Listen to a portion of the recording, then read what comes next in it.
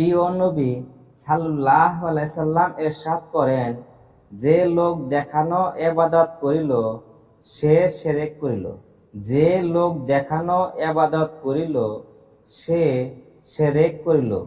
যে লোক দেখানো রোজা রাখিল সে শিরক করিল।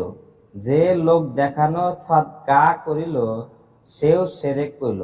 হাদিসে কুদসিতে আসিয়াছে, আমি যাবতীয় অংশী স্থাপন হইতে পবিত্র।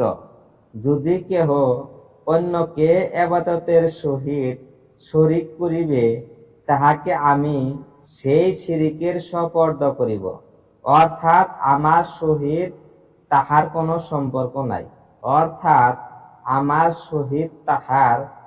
সম্পর্ক নাই।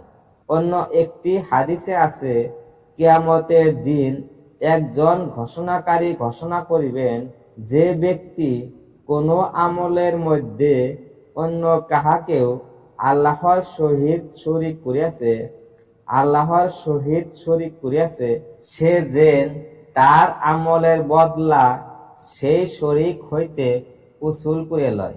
কারণ আল্লাহ তাআলা যাবতীয় অংশী স্থাপন হইতে বেপরোয়া।